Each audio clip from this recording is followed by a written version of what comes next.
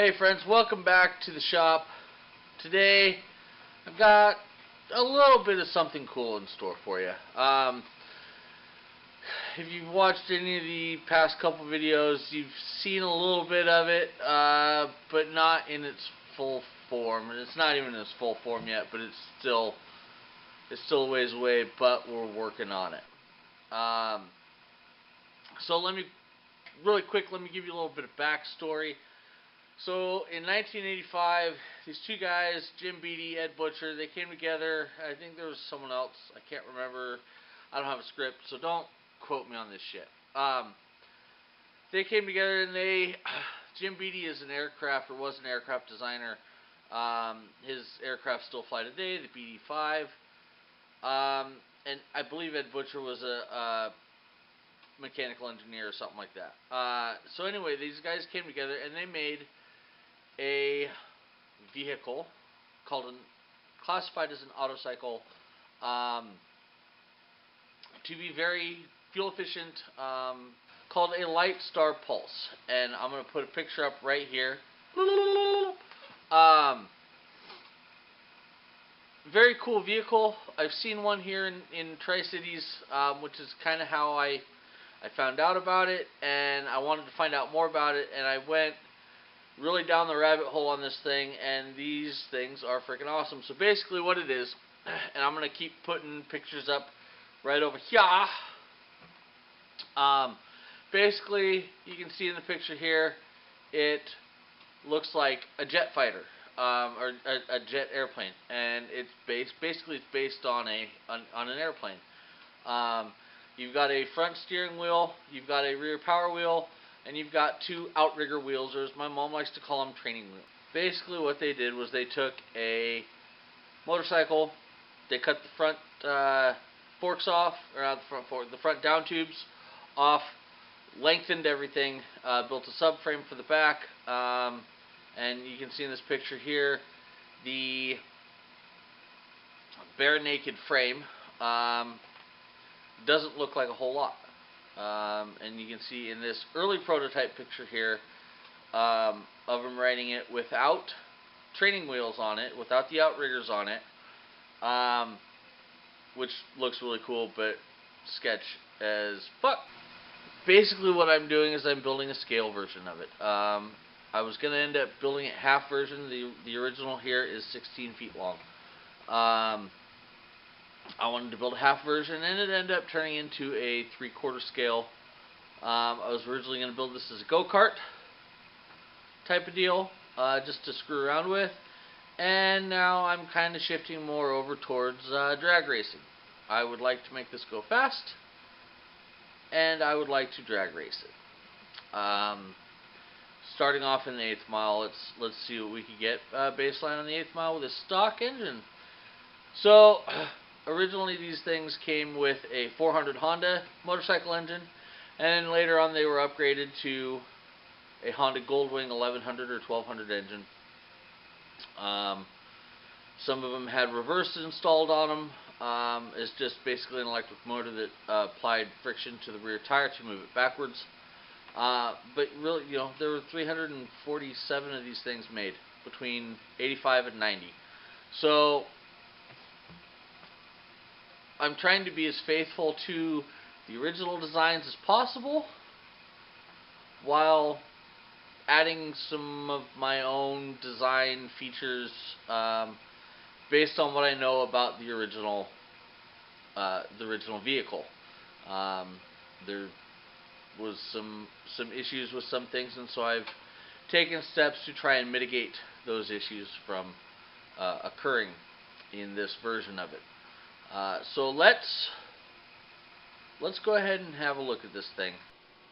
This is my replica Litestar Pulse. Now it may look a little funny. One, that's because it's not done yet, and two, well, it's not done yet, and it is goofy looking. You can see the tire right in front of me here is the steering tire. The tire way in the back over there is the power tire. You've got a tire on this side and a tire over here right behind me that are the two outrigger tires. Now the first thing that you're going to notice on this is the steering tire, which does look completely weird. It looks like a weird hybrid of a motorcycle and a car. That's basically because it is. You've got the forks, or the upper forks anyway, of a motorcycle, but instead of sweeping forward, the forks actually sweep backwards, right here, to where they pivot down to the front swing arm.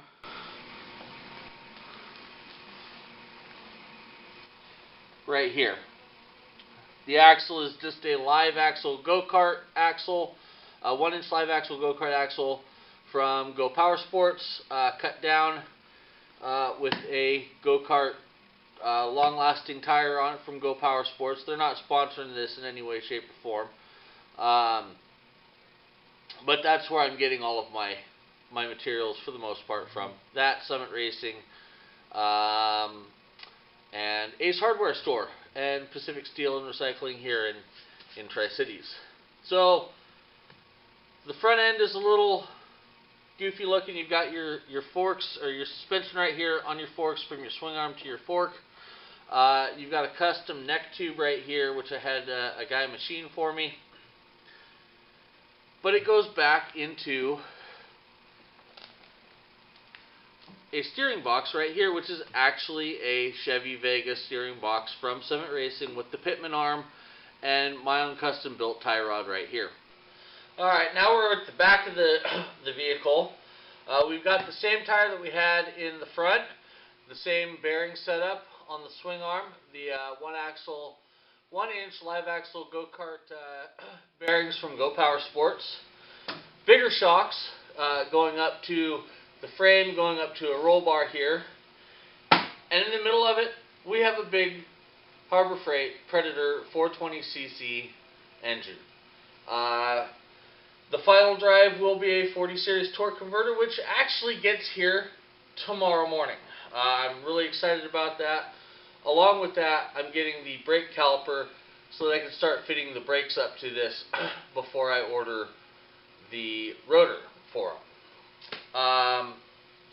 So big 420 in the back. We've got our suspension. We'll actually have some gusset bars here to stop this wanting to flex up. But that's pretty much the back. Eventually I will either take this engine off and switch it out to a four-wheeler engine, because I would like to have gears, and I would also like to have reverse on this as well. But for right now, the Predator 420 will be just fine. I will end up mounting a battery either up here on a shelf or down here below and behind the seat, just for the electric start feature, because I do like that feature. I like being able to start my go-karts or whatever electrically with a key switch and a push button.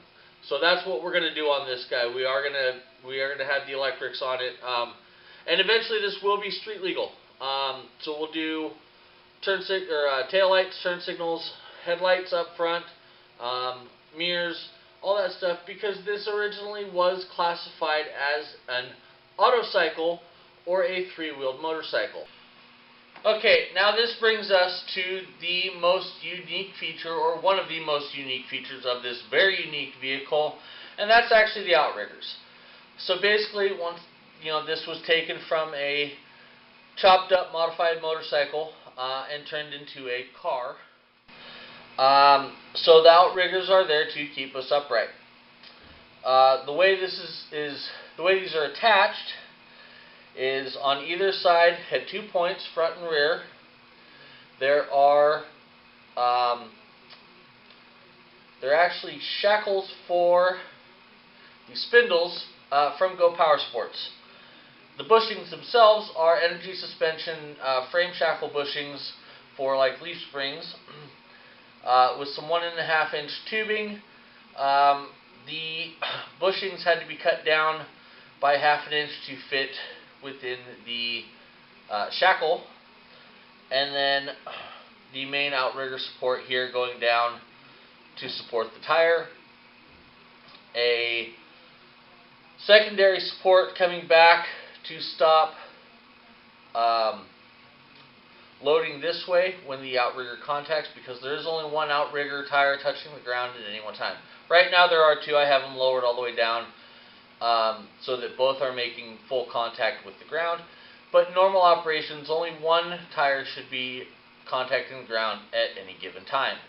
And that's just due to the tire scrubbing. The inside tire on a turn is going to scrub way more than the outside tire. So you only want one tire in contact with the ground. That's also what makes it a three-wheeled motorcycle. On the bottom, you can kind of see it down here. I don't know if my hand's in the way. Let me stroke it down here.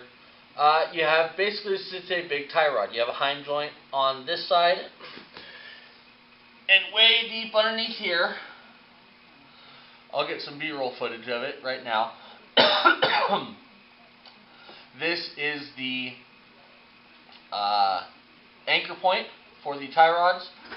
Basically, you have a bracket on either side with a shackle bushing connected to the tie rod going out. Okay, so that's the basic overview of the replica Pulse.